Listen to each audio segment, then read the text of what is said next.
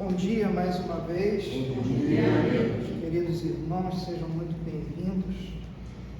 Uma alegria, família do Jairo, uma alegria, Anitta. Eu vou pedir que vocês abram as suas Bíblias, no livro de Malaquias. Nós estamos estudando esse livro. Essa já é a quinta exposição que nós fazemos no livro de Malaquias. E nós temos aprendido que o foco principal do que Malaquias nos ensina é o culto que agrada ao Senhor. Como devemos cultuar o nosso Deus? Nós entendemos que a igreja passa por uma dificuldade hoje em tempos de pós-modernidade e tem sido incentivada por vídeos e pessoas às vezes despreparadas dizendo que é possível cultuar a Deus da maneira que nós queremos ou da maneira que quisermos. E isso não é verdade, porque as Escrituras dizem que o Senhor deve ser cultuado conforme Ele determinou. Então, por conta disso, nós estudamos o livro do profeta Malaquias. Nós vamos fazer a leitura no capítulo 2,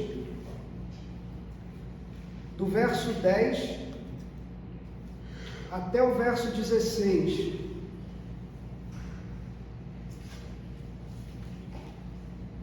Malaquias, capítulo 2.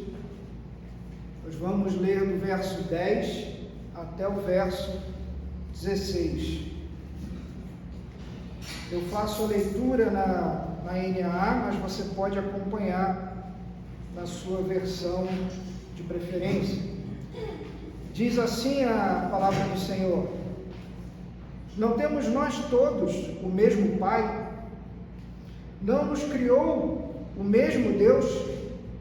Por que então seremos desleais uns para com os outros, profanando a aliança de nossos pais?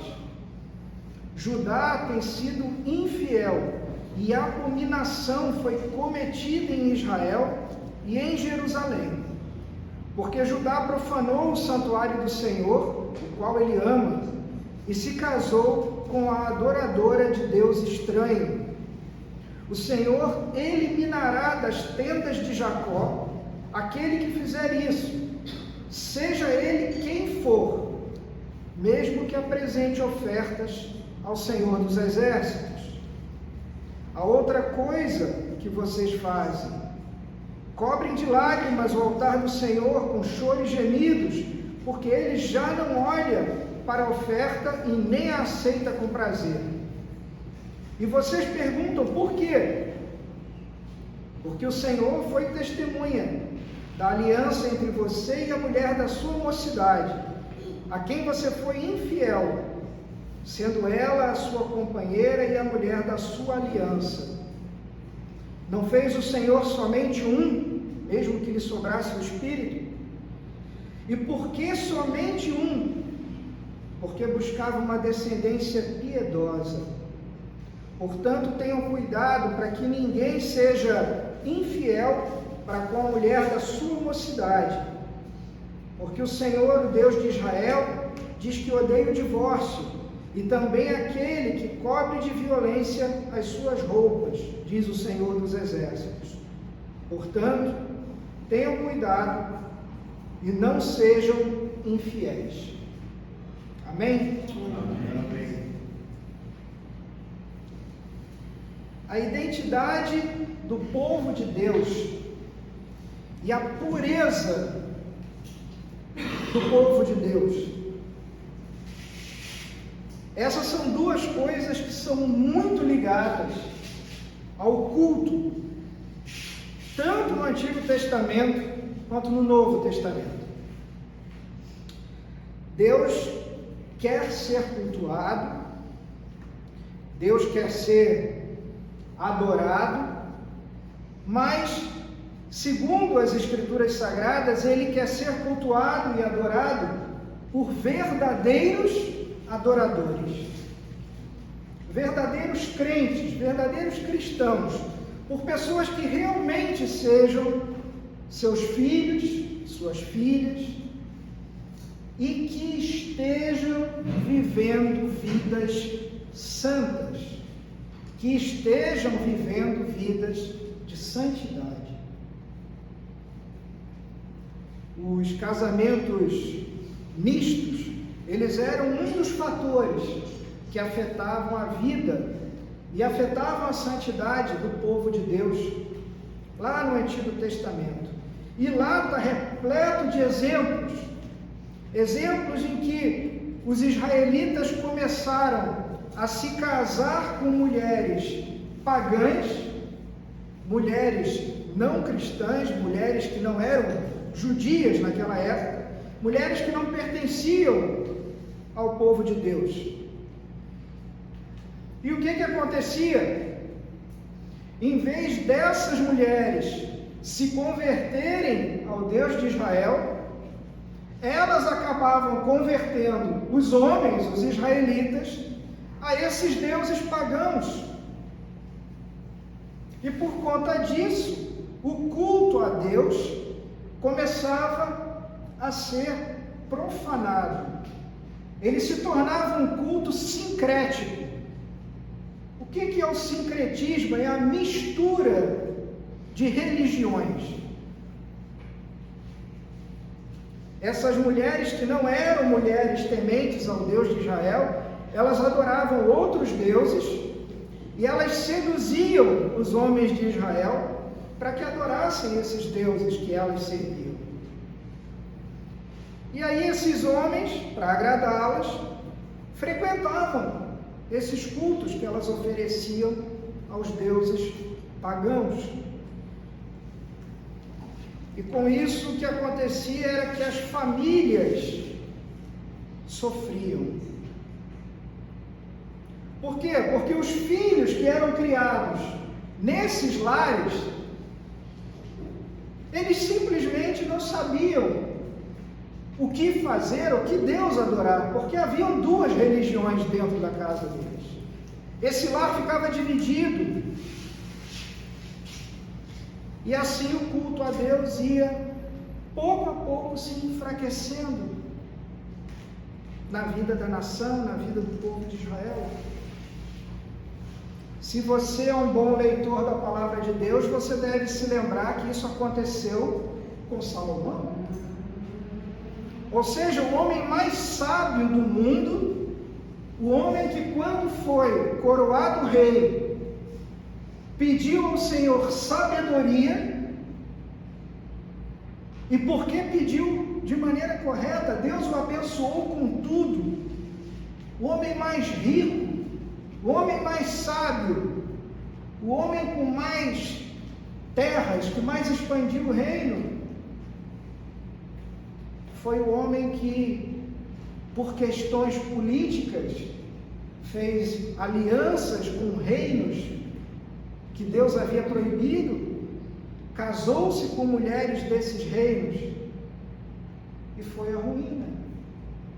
O mesmo Salomão, que nós creditamos a ele a autoria do livro de Eclesiastes e que a gente lê o livro e acha que é um livro pessimista, onde o professor, que é o termo em hebraico usado para Eclesiastes, chega ao final da sua vida e diz: olha, eu vivi tudo que eu podia viver, eu tive todas as mulheres que eu quis, eu tive todo o dinheiro, eu tive toda a terra, eu tive tudo que um homem podia desejar na vida, e eu digo a vocês que é tudo vaidade.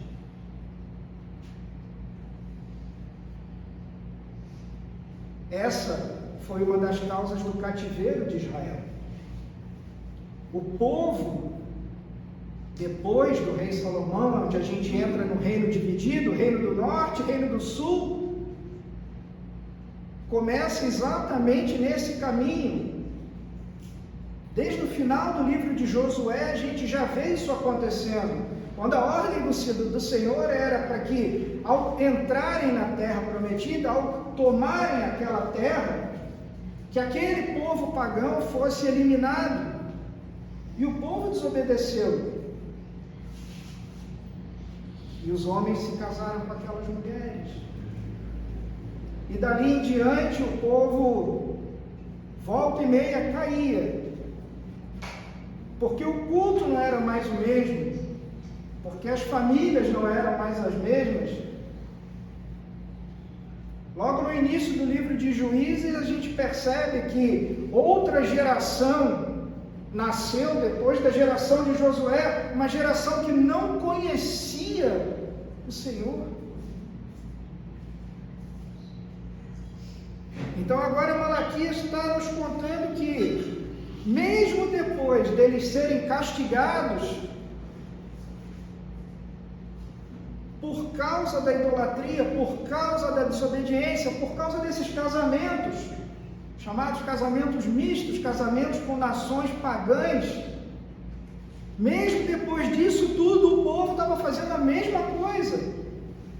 Ou seja, o povo foi castigado, foi levado para o cativeiro na Babilônia, passa 70 anos no cativeiro da Babilônia, retorna, passam 100 anos, que é a época do profeta Malaquias, 100 anos depois do retorno da Babilônia, e o povo começou a fazer exatamente a mesma coisa.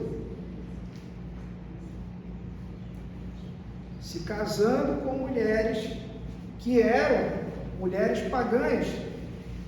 Só que dessa vez tinha um agravante, eles estavam se divorciando das esposas para se casarem com essas mulheres. Não eram homens solteiros que simplesmente se casaram com mulheres pagãs, eram homens casados com mulheres israelitas e eles se divorciam dessas mulheres para se casarem com as mulheres pagãs. Ou seja, o problema que Malaquias enfrenta aqui, ele é um problema duplo, é o divórcio sem nenhum motivo e o casamento misto. Malaquias então vai denunciar esses dois pecados do povo, nesse trecho que nós lemos aqui, porque essas duas coisas prejudicavam tanto o culto que era oferecido ao Senhor, como também enfraquecia o povo, enfraquecia a igreja. E fazia com que Deus não aceitasse o culto que o povo estava oferecendo. E Malaquias vai começar fazendo uma pergunta. Acompanha no versículo 10, por favor. Não temos todos nós o mesmo Pai? Não nos criou o mesmo Deus? Por que então seremos desleais uns para com os outros, profanando a aliança de nossos pais?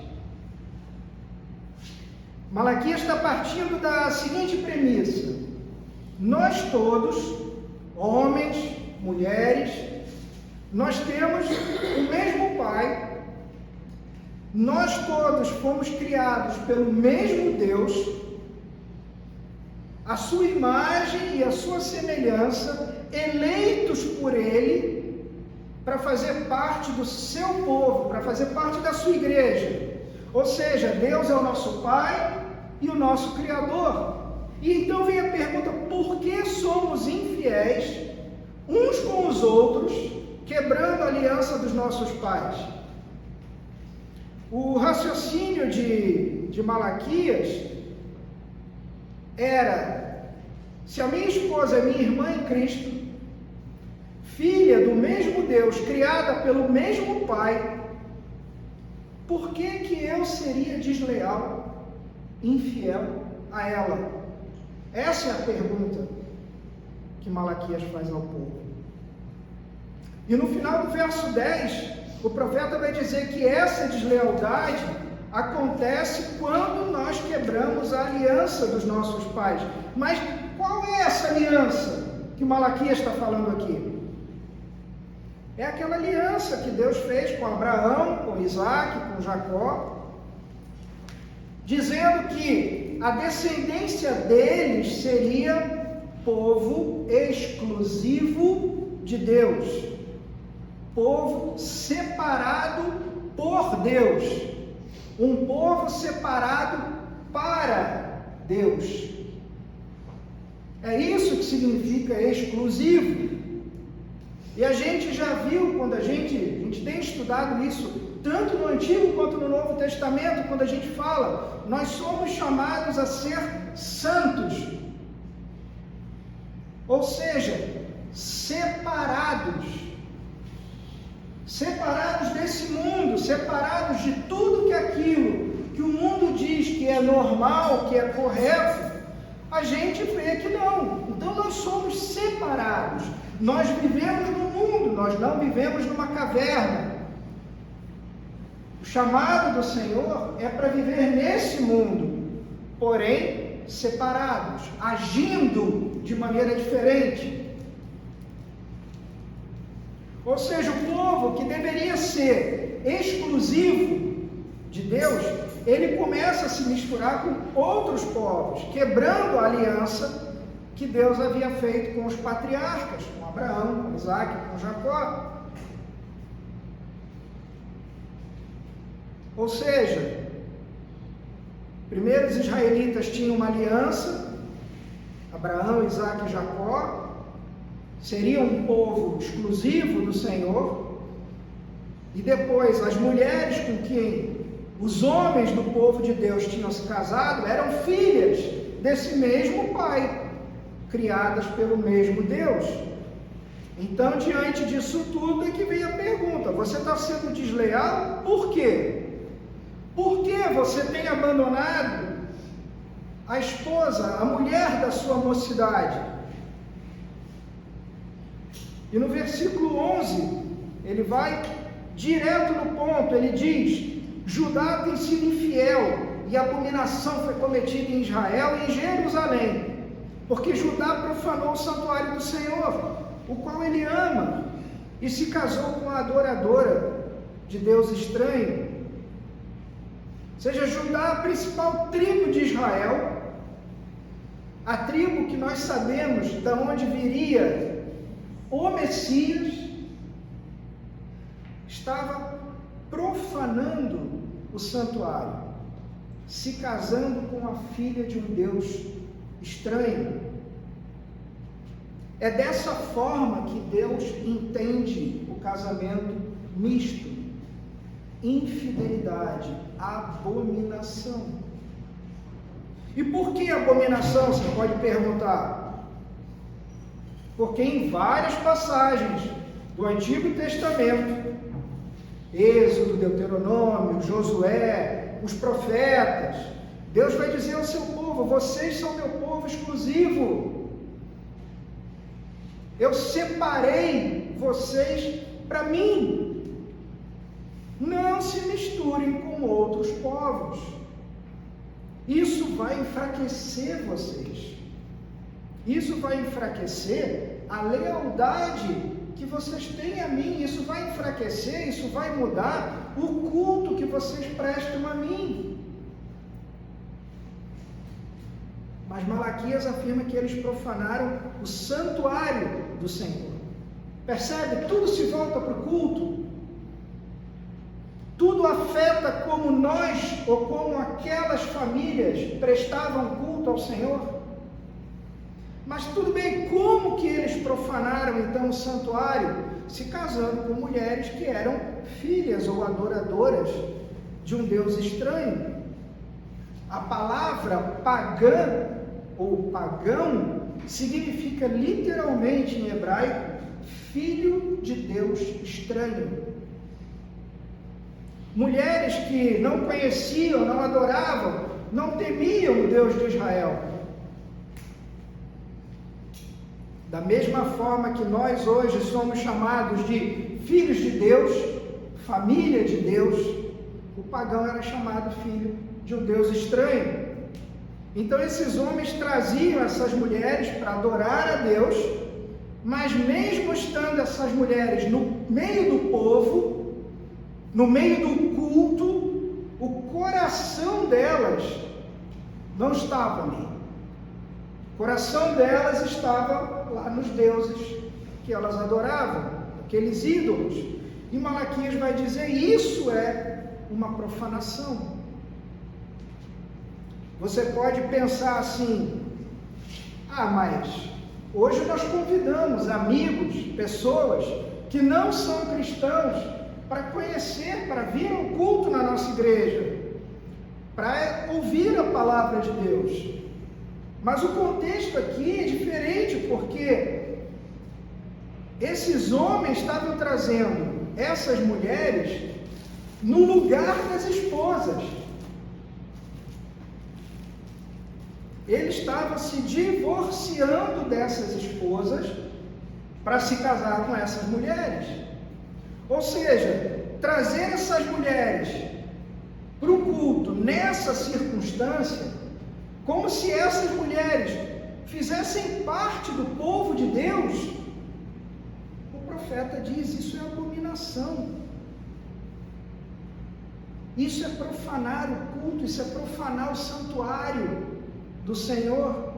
Você imagina só, você me conhece, sabe quem é minha esposa, conhece a Mirela, conhece minha filha, e um belo dia aqui eu chego com uma outra mulher e digo que eu me casei. Não, mas cadê a Mirela? Me separei dela. E trago outra mulher aqui, apresento à comunidade, ao corpo de Cristo, dizendo: essa é minha nova mulher.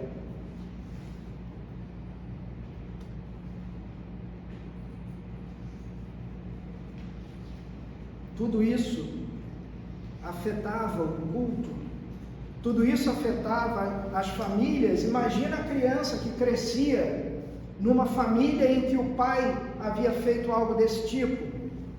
Lembra? Nós já vimos na nossa última pregação, o culto, ele é aquela expressão do que a igreja acredita, daquilo que a igreja pratica. Se a igreja tem uma má teologia, o culto vai expressar essa má teologia. Se a igreja pratica uma boa teologia, isso vai transparecer no culto. A mesma coisa as pessoas, o povo. A partir do momento que o povo se sentia à vontade para trazer essas mulheres e participarem do culto naquela situação, ou seja, uma verdadeira mistura de religiões, você percebe qual era a condição espiritual daquele povo naquele momento, qual era a mentalidade deles, aonde estava a cabeça deles, o que eles pensavam sobre Deus. Lembra, numa das nossas primeiras exposições que nós fizemos sobre o livro de Malaquias, a gente viu exatamente isso. O que você entende? Quem é Deus para você? Porque se Deus é o cara lá de cima, se você não tem reverência, se você não tem temor ao Senhor, você não vai cultuá-lo da maneira certa.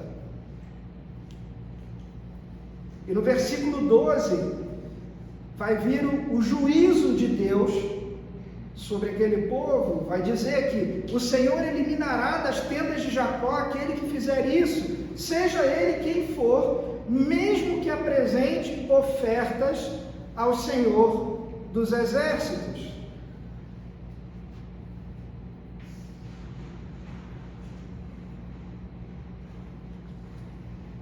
Olha só a situação. Eles faziam tudo isso, se divorciavam das esposas, casavam com essas mulheres, traziam essas mulheres para o culto, iam para o meio do povo, do culto, e tinham a cara de pau de trazer ofertas ao Senhor.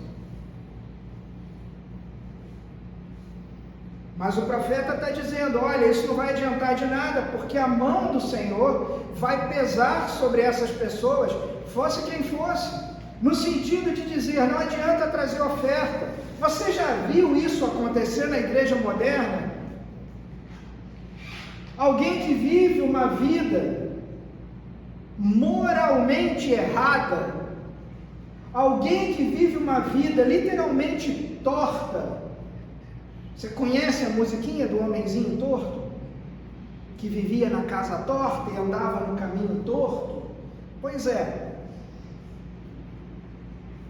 E aí a pessoa vive literalmente uma vida torta, uma vida moralmente errada. E essa pessoa vem ao culto e traz uma oferta, achando que Deus está à venda. Mas Deus quer que seu povo adore em espírito, em verdade e em santidade. A sua vida moral, a sua vida lá fora, diz tudo a respeito do culto que você vem prestar aqui dentro. Se a sua vida não for reta, se você não estiver vivendo de acordo com a palavra de Deus, obedecendo a palavra, então qualquer oferta, querido, que você venha trazer aqui, e eu não estou falando de dinheiro, porque nesse caso em Malaquias, eram animais que eram trazidos. Mas eu estou falando da sua oferta de louvor, eu estou falando da sua vida, eu estou falando que você está na presença do Deus vivo. Isso não te assusta? Aquele que criou todas as coisas, aquele que permitiu que você acordasse hoje de manhã e você continuasse respirando, você está na presença dele.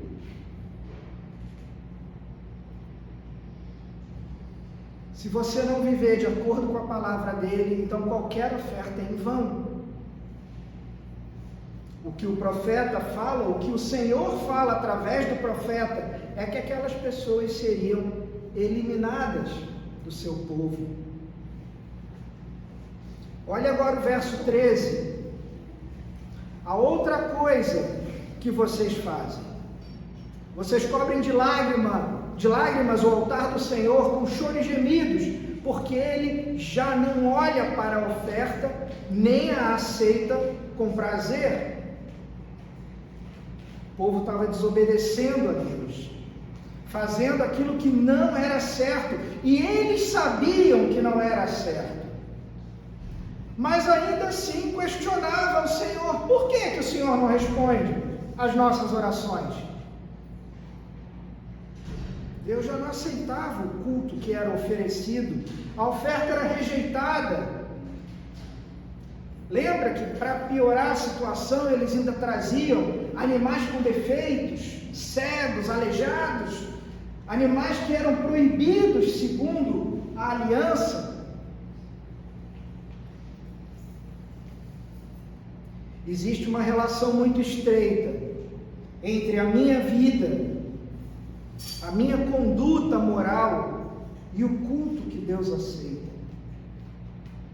Entre a sua vida e a sua conduta moral e o culto que Deus aceita. Se a nossa vida não for uma vida reta diante de Deus, Ele simplesmente vai dizer para a gente assim: olha, eu não aceito o culto de vocês. Vocês vão primeiro consertar a vida de vocês. Vocês vão se arrepender dos pecados de vocês. Vão colocar a vida de vocês em dia. E aí vocês voltem para me adorar. Apesar disso, daquela maneira debochada que a gente já tem visto, como o povo se comportava aqui com Malaquias, eles perguntavam, está ali no verso 14, por quê? Por que Deus não aceita nosso culto?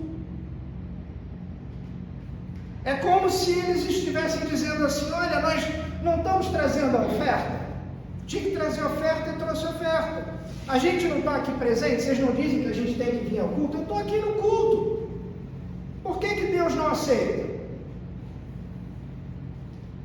E Deus responde no resto do verso 14: porque o Senhor foi testemunha da aliança entre você e a mulher da sua mocidade, a quem você foi infiel, sendo ela sua companheira, e a mulher da sua aliança?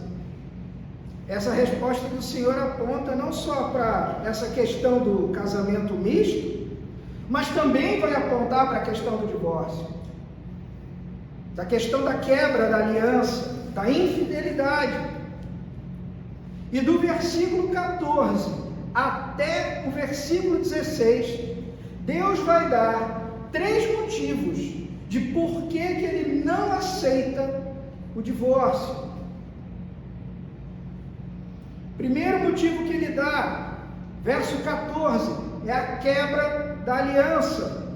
Deus tinha sido testemunha daquele casamento que eles estavam rompendo. Deus vai tratar o casamento, e aqui é algo muito importante, porque as pessoas dizem que a Bíblia não trata do casamento como instituição. E essas pessoas, elas não devem ler o livro de Malaquias. Não sei se não devem ter na Bíblia delas esse livro, ou se elas só leem o livro de Malaquias com referência a dízimo e dinheiro. Mas é em Malaquias o único lugar onde Deus vai se manifestar de maneira completa a respeito do que ele acha a respeito do divórcio. Deus trata aquele casamento como uma aliança matrimonial que foi assumida na frente dos pais, na frente do povo, na frente de Deus, um compromisso que deveria ser honrado.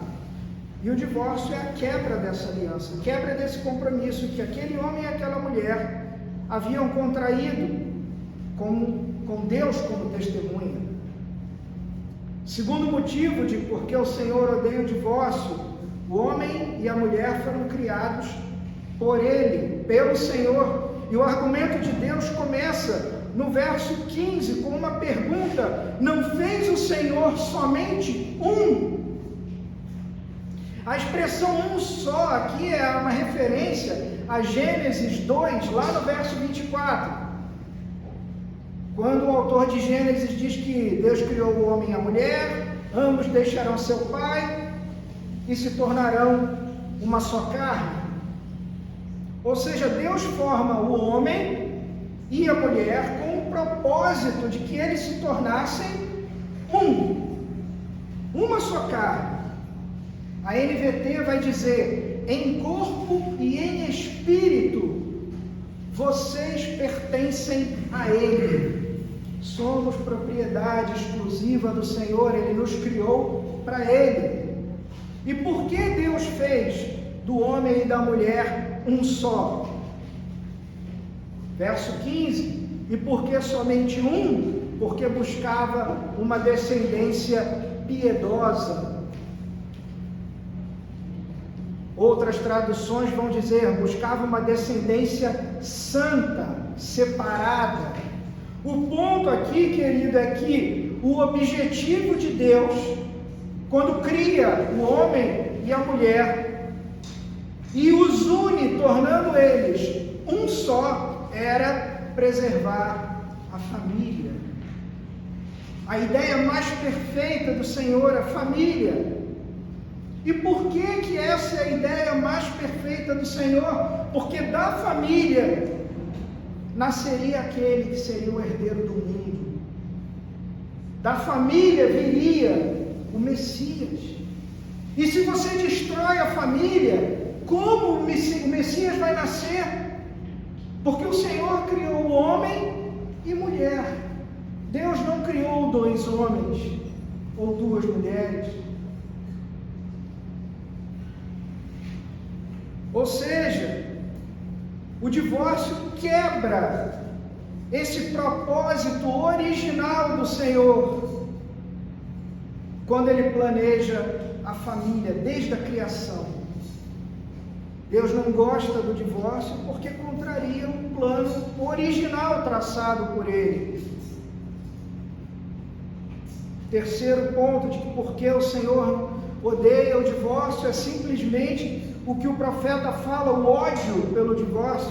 Verso 16 diz: porque o Senhor, o Deus de Israel, diz que odeia o divórcio também aquele que cobre de violência as suas roupas, diz o Senhor dos Exércitos. A palavra divórcio, em hebraico, ela significa literalmente mandar embora, expulsar. Era um crime na época, era um crime social, era considerado uma crueldade, uma violência, o divórcio. E nós sabemos que nós temos também, não é algo que vai mudar a opinião de Deus, mas se nós observarmos a maneira com que os judeus viviam na época de Jesus, a gente vê que a mulher ela era extremamente desprezada, ela não era contada. Isso é algo que o próprio Senhor Jesus resgata através do seu ministério, valorizando as mulheres. Mas na época em que Jesus está nos seus 3 anos de ministério, o judeu podia simplesmente mandar a mulher embora porque não gostou da comida que ela fez. E ela podia ser repudiada. E a lei de Moisés disse que esse homem deveria dar a essa mulher uma carta de divórcio. Para que servia a carta de divórcio? Para que nenhum outro homem se casasse com ela. Porque se casasse estaria cometendo adultério. E se uma mulher era pega em adultério, o que acontecia com ela? Ela deveria ser apedrejada. Porém, o homem poderia simplesmente mandar a mulher embora porque não gostou da comida que ela fez. Não havia nenhum senso de justiça nisso. Ainda assim, a opinião de Deus não muda, a palavra de Deus não muda, nem em Malaquias, nem 2000 anos atrás no ministério do Senhor Jesus e nem hoje. O Senhor continua pensando da mesma maneira. Em Mateus, Jesus vai citar o Antigo Testamento, dizendo que Deus só admite o divórcio por causa da dureza do coração do homem. E só em 2 casos, o caso de adultério, ou quando nós temos um casamento entre um cônjuge crente e um não crente, olha o casamento misto de novo, e o cônjuge descrente resolve abandonar aquele cônjuge que é crente. Nesses 2 casos é permitido o divórcio, segundo o texto que está em Mateus, dito pelo próprio Senhor Jesus. Existem algumas congregações reformadas que não entendem dessa maneira, que dizem que não pode em nenhuma circunstância. Nós não pensamos assim. Nós pensamos que o texto de Mateus é um texto válido e que nesses 2 casos, sim, o divórcio é permitido. Existem congregações que recebem casais que passaram por situações como essa, situações extremamente dolorosas, e recebem esse casal. Porém, em alguns casos, esse casal não pode participar de nenhum ministério ou liderar nenhum ministério na igreja. Existem congregações que não aceitam, simplesmente não podem ser membros. Não é novamente o nosso caso, nós não pensamos assim. E também nós não pensamos que esse casal que passou por essa experiência dolorosa não possa ser líder em nenhum ministério. Essas são questões de doutrina muito particulares de cada uma dessas congregações. O ponto é a permissão para o divórcio, nesses 2 casos, não faz com que Deus esteja sorrindo para nós. Ele continua odiando o divórcio. Ele não gosta dessa situação. Por quê? Por esses 3 motivos que nós estamos vendo. A quebra da aliança, uma quebra do seu propósito original na criação. E é o que ele sente, ele odeia o divórcio. Existe perdão para o divórcio? É claro que sim. A questão é que o divórcio ele vai causar uma tristeza profunda, ele vai destruir relacionamentos.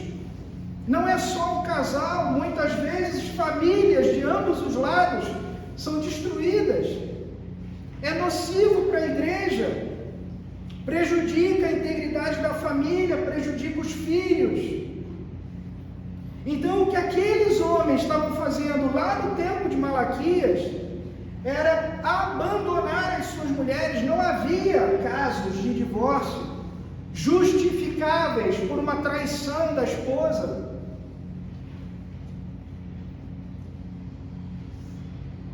Na verdade, pasmem, eles estavam abandonando as suas esposas e se casando com aquelas mulheres pagãs para obterem uma vantagem comercial. Um absurdo.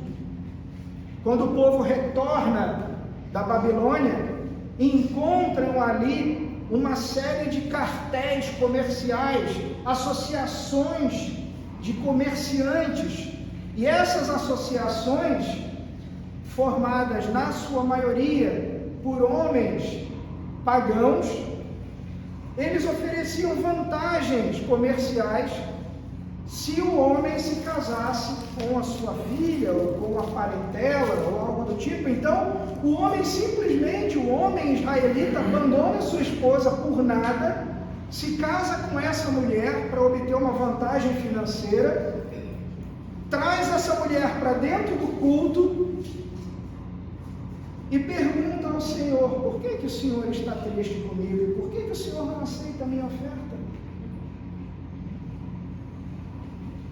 O motivo do divórcio era absolutamente ridículo. E eu faço uma pergunta: será que isso não acontece da mesma maneira nos dias de hoje? Se você for no seu trabalho, na sua escola, na sua faculdade, aonde você frequenta, e perguntar às pessoas, você vai ter várias que se separaram, e você perguntar: por que você se separou? Qual é o motivo apresentado pela maioria das pessoas hoje? Deixei de gostar? Incompatibilidade de gênios? Que mais? Quais outros absurdos ou ridículos são apresentados hoje? Meu irmão, minha irmã, nenhum de nós está livre de passar por um problema. E nós devemos acolher com amor, com carinho, com piedade aqueles que passaram por uma situação tão dolorosa como essa. A questão é: nós somos guardiões da palavra do Senhor. E a palavra do Senhor não muda. Ela vale para todo mundo. Então, se em algum momento nós formos questionados sobre o que Deus acha do divórcio, nós, como guardiões dessa palavra, devemos dizer: olha, Deus abomina o divórcio, Ele não gosta.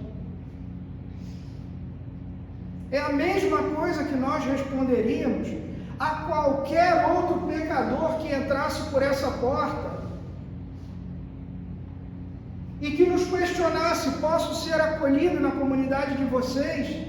E a nossa resposta é: claro que você pode, desde que você se arrependa do seu pecado e ande em novidade de vida. Ah, mas eu tenho um passado onde eu fiz A, B e C. Meu irmão, minha irmã, se arrependa e ande em novidade de vida. Nosso trabalho não é julgar no sentido de julgar apontando o dedo, não é para julgar sendo o acusador, o juiz, o carrasco. A justiça pertence ao Senhor, não a nós. Então, que recebamos pessoas, sejam elas quem forem, com amor, com piedade.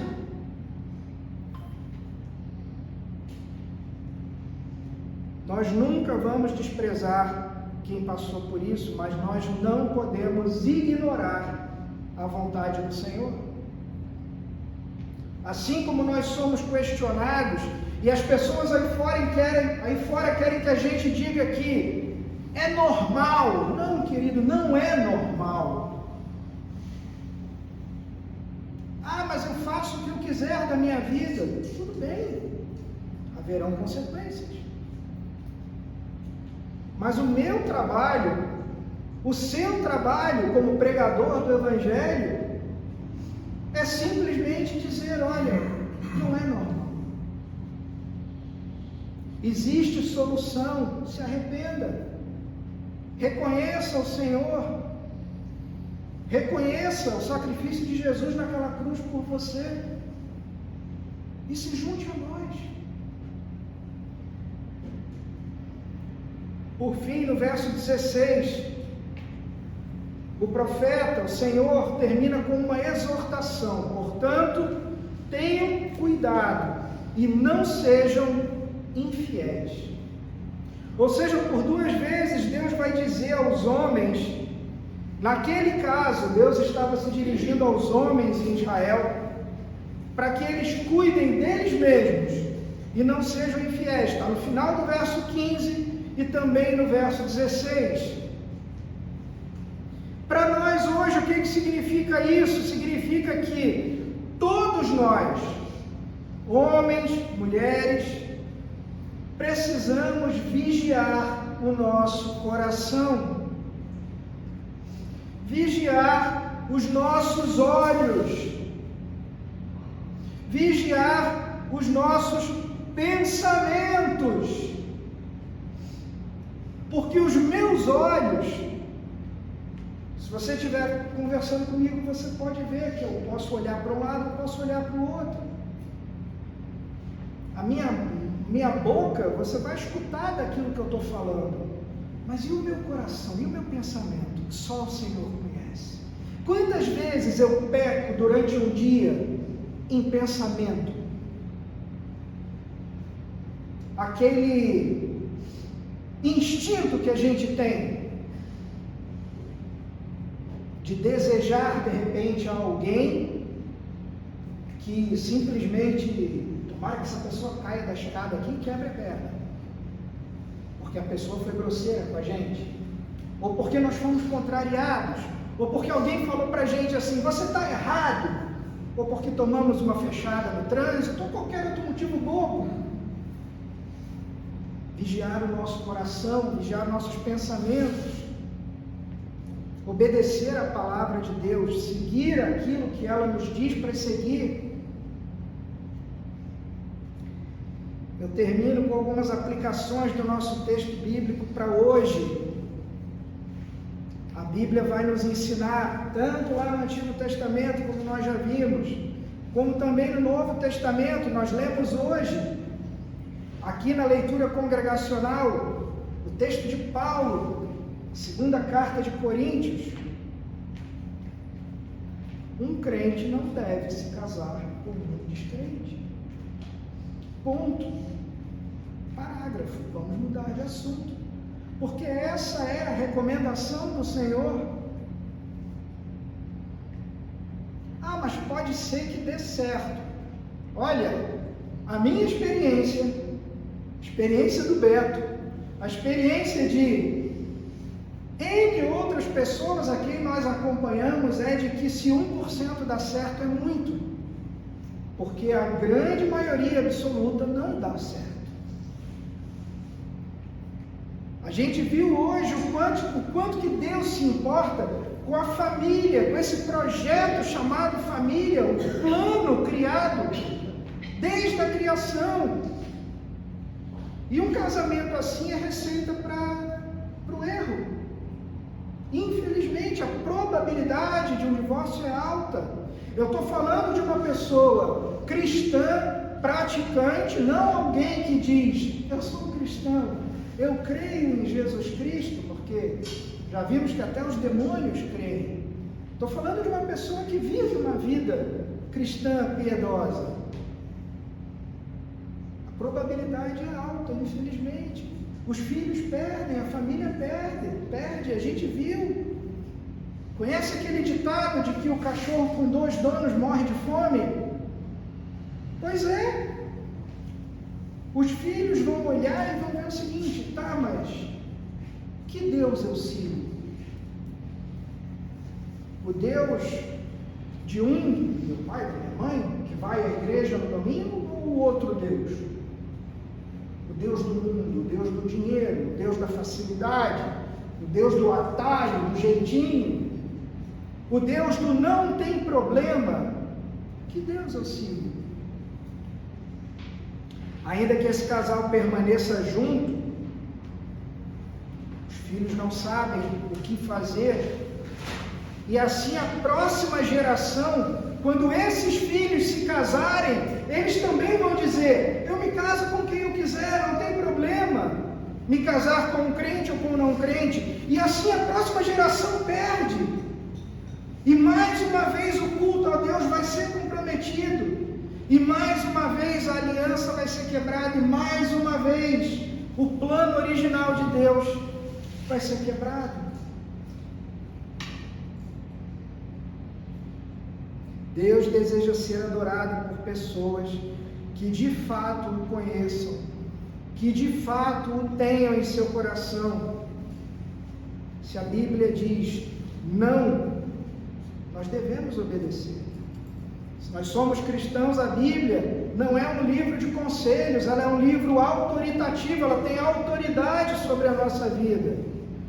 Não é um livro de histórias, embora nos conte várias histórias.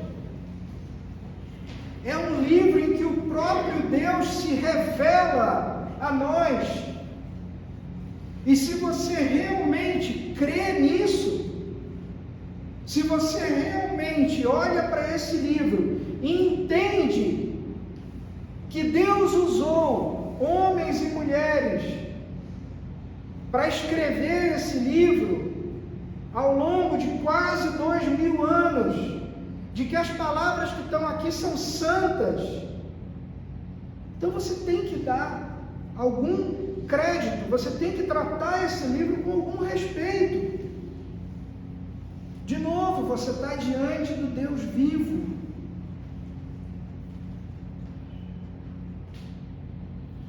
Com relação aos divórcios, mesmo em casos onde ele é lícito, nós vimos que Deus continua não sendo agradável, não é algo bom para o Senhor. E a gente deveria pensar nessa afirmação do que quando Deus fala, olha, isso não me agrada, o que acontece com você? E nós já vimos que às vezes nós não damos importância àquilo que o Senhor nos diz, porque nós simplesmente não conhecemos o Deus a quem nós dizemos que servimos.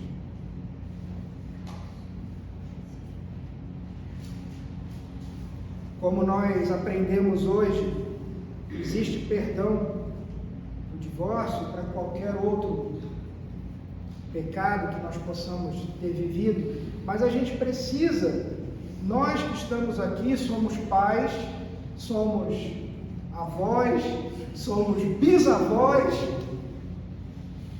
jovens, vocês que em algum momento da vida de vocês vão manifestar interesse em se casar, vocês precisam prestar atenção nisso.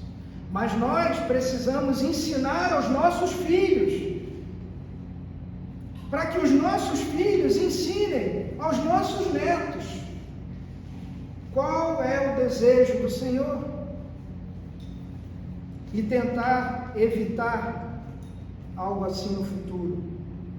Finalmente, uma outra lição que nós tiramos desse texto é a relação que existe entre a minha vida pessoal e o culto que eu presto a Deus, porque Deus não estava aceitando o culto daqueles homens e daquelas mulheres, porque eles levavam uma vida imoral e vinham diante de Deus chorando, lamentando perguntando cinicamente por que as suas orações não eram aceitas, as suas ofertas não eram aceitas. E a resposta de Deus era para que aquele povo primeiro se arrependesse, colocasse a sua vida em ordem e então viesse oferecer ao Senhor o seu culto e as suas ofertas.